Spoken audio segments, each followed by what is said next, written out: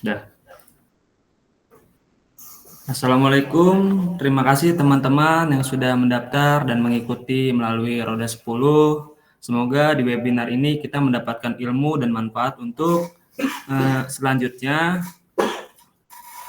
akan dilakukan pemaparan materi yang dibawakan oleh Mas Ari dan Mas Rafif. Untuk pemaparan materi pertama akan dijelaskan oleh Mas Ari. Mas Ali, silakan. Baik, terima kasih atas kesempatan yang diberikan. Sebelumnya, Assalamualaikum warahmatullahi wabarakatuh. Selamat siang semuanya. Perkenalkan, nama saya Ari Fathuddin. Saya akan menjelaskan materi dalam webinar ini mengenai penerapan teknologi pembayaran QRIS terhadap UMKM. QRIS ini atau Quick Response Code Indonesian Standard adalah standar kode QR untuk pembayaran digital di Indonesia. QRIS memudahkan transaksi bagi UMKM dan konsumen, mendorong inklusi keuangan. Boleh next. Ada beberapa manfaat QRIS bagi UMKM. Yang pertama, kemudahan transaksi. QRIS memudahkan proses pembayaran bagi UMKM, menerima pembayaran tanpa perlu menggunakan mesin EDC. Manfaat kedua, peningkatan penjualan. QRIS ini meningkatkan aksesibilitas bagi konsumen, membantu UMKM menjangkau pelanggan yang lebih luas. Manfaat ketiga, efisiensi waktu. QRIS ini mengurangi waktu transaksi, membantu UMKM mengelola bisnis lebih efisien dan produktif. Yang terakhir, manfaat terakhir, meningkatkan transparansi. QRIS ini meningkatkan transparansi dan akuntabilitas dalam transaksi keuangan UMKM. Next. Selanjutnya ada tantangan penerapan QRIS di kalangan UMKM. Ada kurangnya literasi digital. Sebagian UMKM kurang familiar dengan teknologi digital, sehingga membutuhkan edukasi dan pelatihan. Tantangan berikutnya, keterbatasan akses internet. Tidak semua UMKM memiliki akses internet yang memadai, menjadi hambatan untuk menggunakan QRIS. Tantangan berikutnya, kepercayaan terhadap sistem digital. Beberapa UMKM masih ragu terhadap keamanan dan reliabilitas sistem pembayaran digital. Perlu dibangun adanya kepercayaan. Next. Selanjutnya, strategi sosialisasi QRIS untuk UMKM. Ada 4. Yang pertama, edukasi dan pelatihan. Meningkatkan literasi digital UMKM melalui pelatihan workshop tentang QRIS. Strategi kedua, promosi dan sosialisasi. Melakukan kampanye dengan promosi melalui media sosial, seminar, dan acara. Strategi ketiga, kerjasama dengan pihak terkait. Berkolaborasi dengan bank, fintech, dan asosiasi UMKM untuk memperluas jangkauan QRIS. Strategi keempat, insentif dan program pendukung. Memberikan insentif dan program pendampingan bagi UMKM yang menggunakan QRIS. Next. Dukungan pemerintah dalam implementasi QRIS.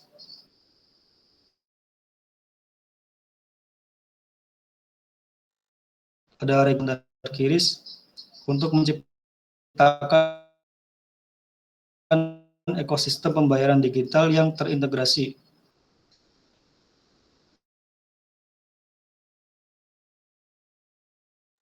Dukungan berikutnya, fasilitas dan insentif. Pemerintah menyediakan fasilitas dan insentif bagi UMKM yang menggunakan QRIS seperti sosialisasi. Pemerintah aktif melakukan promosi dan sosialisasi untuk meningkatkan adopsi di kalangan UMKM.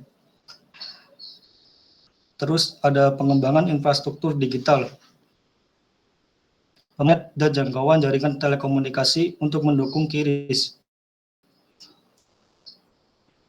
Baik, untuk pemaparan materi berikutnya bisa dilanjutkan dengan Kak Rafif. Waktu dan tempat dipersilakan.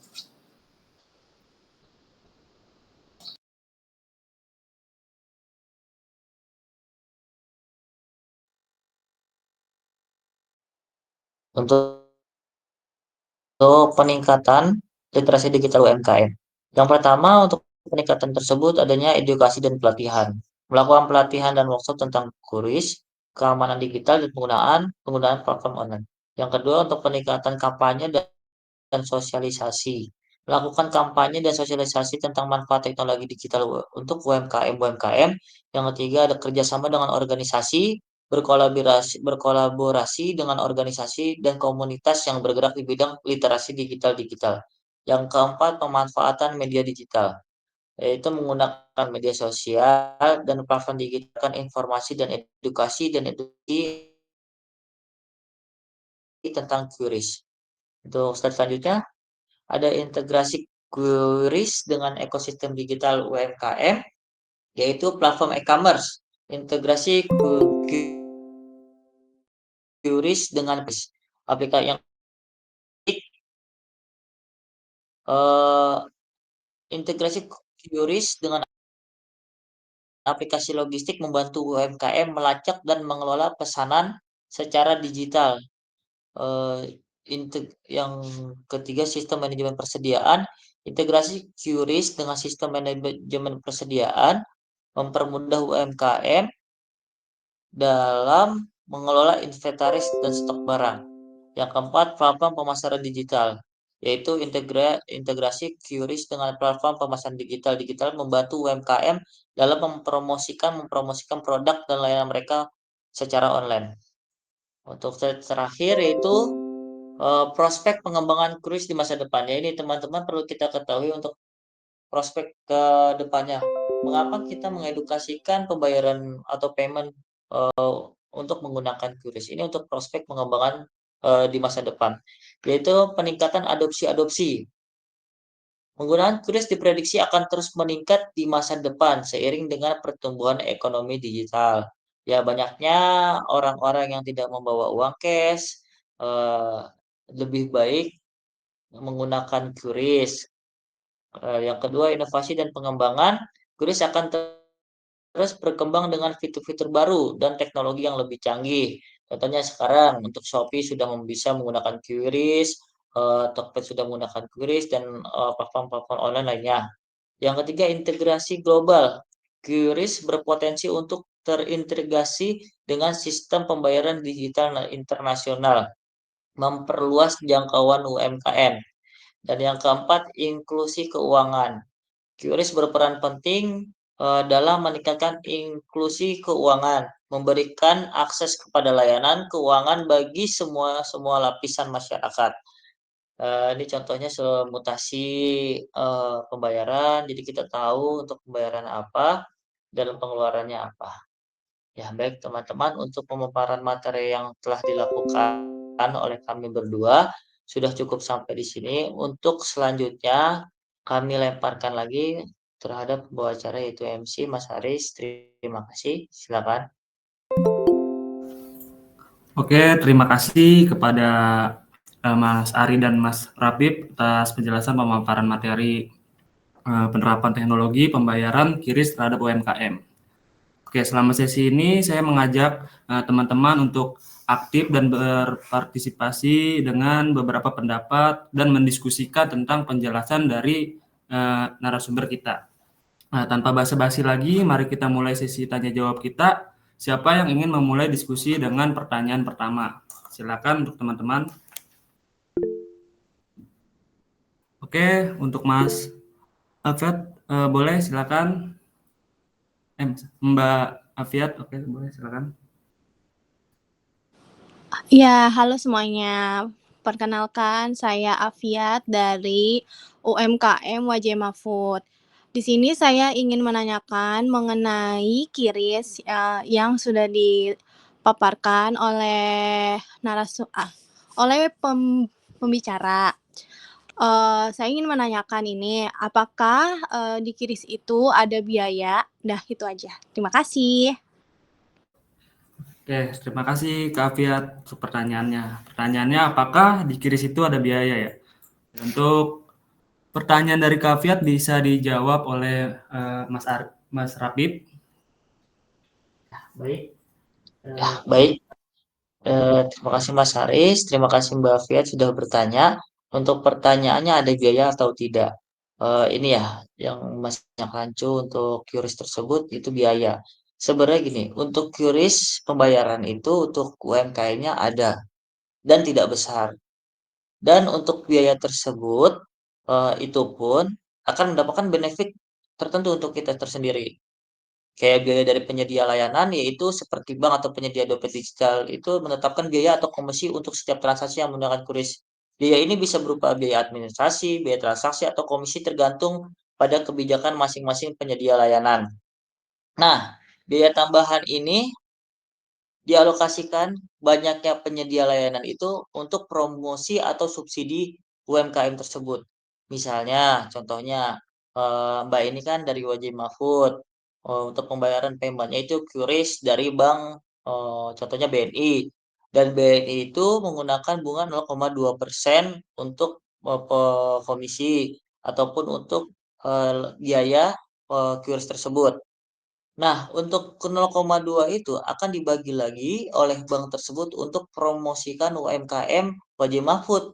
Contohnya bisa dipromosikan terhadap Shopee ataupun Tokped, tergantung mbaknya ini penyedia layanannya menggunakan bank apa dan kerjasama dengan apa. Gitu, Mbak Afiat. Cukup jelas? Jelas, terima kasih untuk jawabannya. Ya, sama-sama. Baik, terima kasih untuk Kak Afiat. Selanjutnya ada yang ingin bertanya, boleh? Ini Kak Dwi Rachma. Oke, Kak Dwi Rachma, boleh untuk pertanyaannya, silakan Kak Dwi Rachma. Ya, terima kasih. Selamat siang sebelumnya kakak semuanya. Selamat siang Kak. Izinkan untuk memperkenalkan diri dulu ya. Nama saya Dwi Rahma Fahira. Kebetulan usaha yang saya punya yaitu Piscok Lumer. Izin bertanya untuk kakak mengenai materi yang sudah dipaparkan, yaitu bisakah QRIS ini digunakan untuk transaksi offline dan online? Terima kasih. Oke, terima kasih untuk Kak Dwi Rachma. Pertanyaannya, bisakah QRIS digunakan untuk usaha offline dan online ya? Untuk penjelasan kali ini untuk pertanyaan kali ini akan dijawab oleh Mas Rafid Pulwan. Silakan Mas Rafid Pulwan. Ya, baik. Mbak Dwi Rahma, untuk pertanyaannya bisa offline atau online ya. Untuk pembayaran QRIS untuk saat ini bisa melakukan kondisi offline maupun online. Untuk transaksi online QRIS memungkinkan pembayaran yang tidak memerlukan koneksi internet langsung di lokasi transaksi fisik. Ini berarti bahwa meskipun tidak ada akses internet di tempat tersebut, pembeli masih dapat melakukan pembayaran dengan memindai QRIS code menggunakan aplikasi pembayaran mereka, seperti e-wallet ataupun aplikasi perbankan-perbankan lainnya. Data transaksi akan disinkron secara otomatis ke sistem penyedia layanan saat koneksi internet kembali tersedia. Nah, yang kedua transaksi online. QRIS juga digunakan untuk transaksi online ketika pembeli melakukan pembayaran melalui website atau aplikasi mobil, contohnya Shopee tadi, dengan metode pembayaran QRIS. Mereka akan memindai QRIS code yang diberikan selama proses checkout. Nah, biasanya ada sampai 1 menit ataupun sampai 1 jam pun ada. Transaksi ini terhubung secara langsung dengan sistem pembayaran online. Jadi ketika mbaknya melakukan pembayaran online, langsung foto QRIS tersebut langsung otomatis kesinkron melalui pembayaran online tersebut. Dengan pembayaran online ini juga memungkinkan pembayaran yang aman dan efisien. Begitu Mbak Dwi Rahma Fahira. Cukup jelas? Ya, cukup jelas. Terima kasih ya, Kak. Ya, sama-sama. Oke, baik. Untuk pertanyaan selanjutnya, Kak Piani Luken, silakan.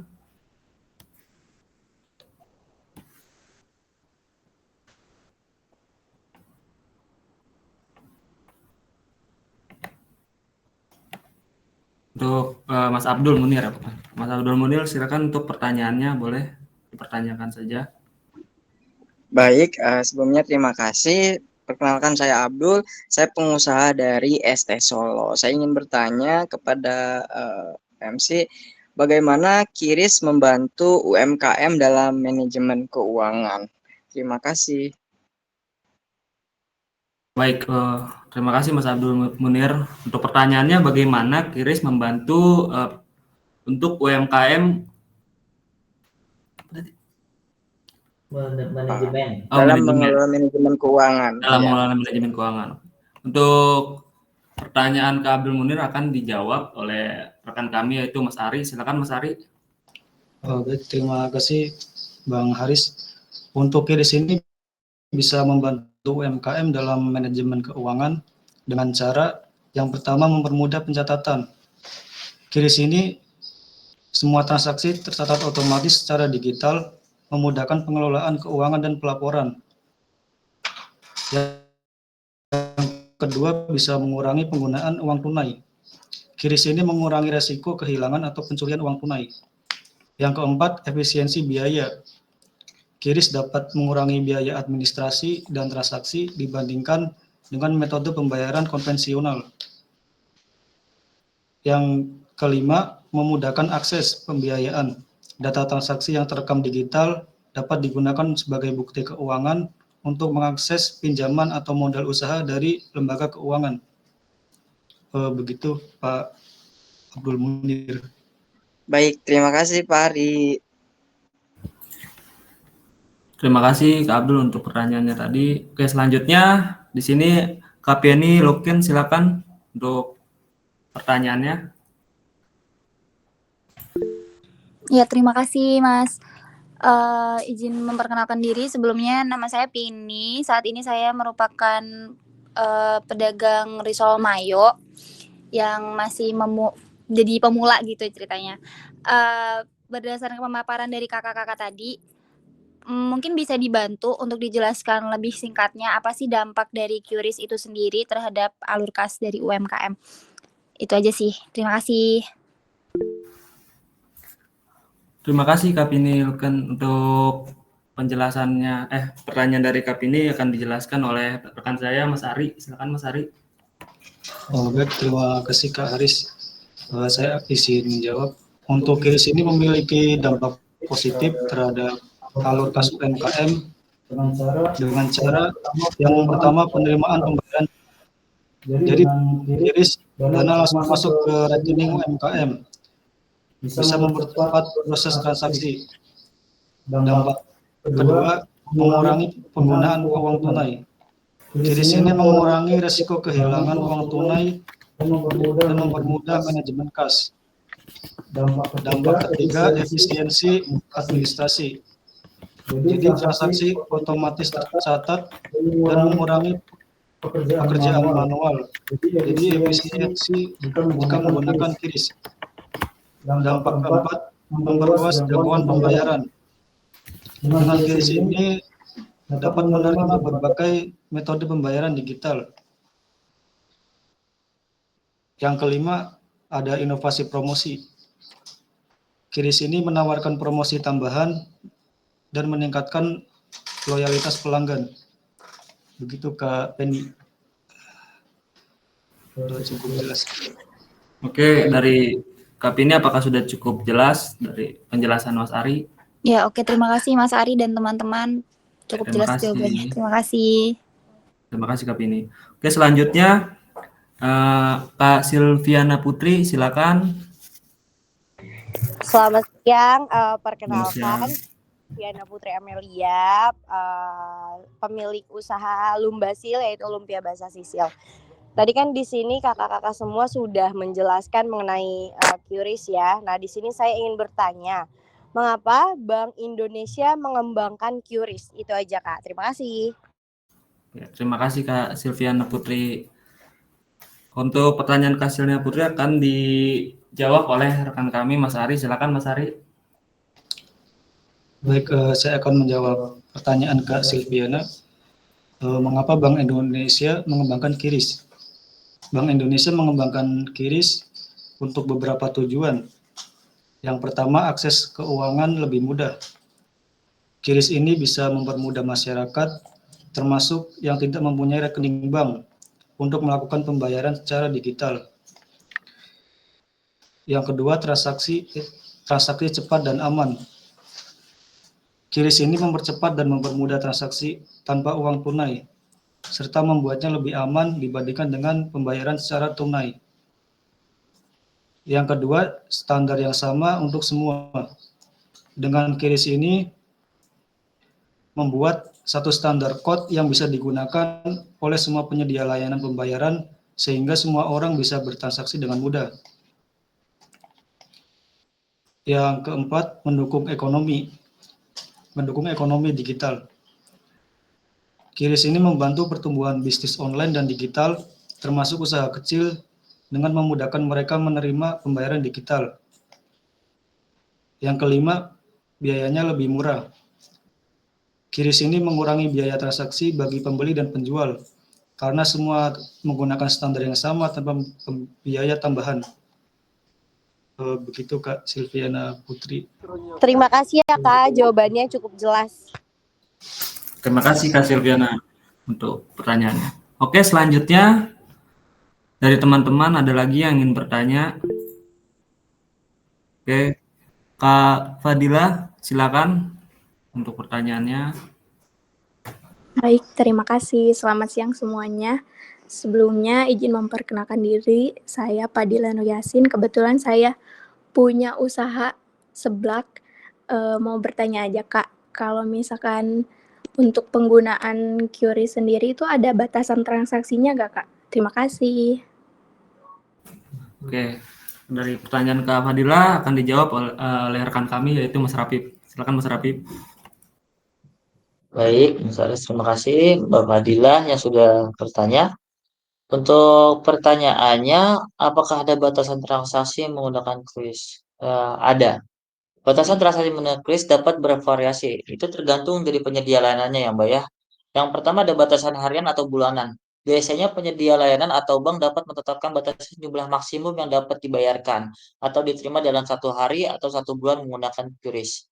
Untuk yang kedua, batasan individual transaksi. Selain batasan harian atau bulanan, ada juga batasan individual untuk setiap transaksi yang dapat dilakukan menggunakan QRIS. Misalnya, mungkin ada batasan jumlah maksimum yang dapat dibayarkan dalam 1 kali pemindaian QRIS code. Yang ketiga, batasan berdasarkan status akun. Nah, ini status akun juga ada yang premium, ada yang kelas, ada yang interkelas, menyediakan layanan atau bank yang juga dapat memperlakukan batasan berdasarkan status.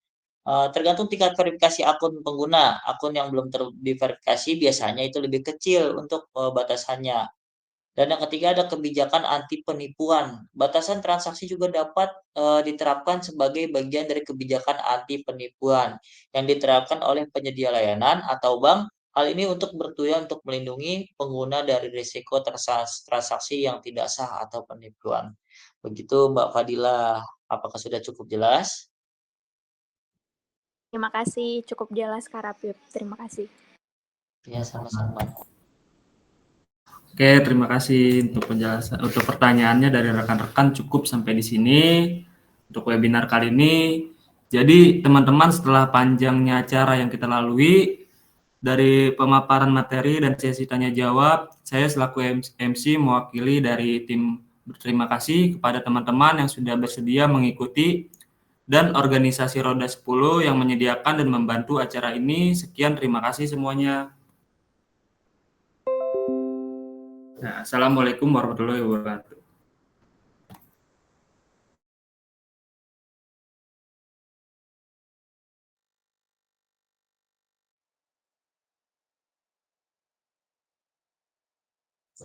Ya, terima kasih semuanya. Dadah.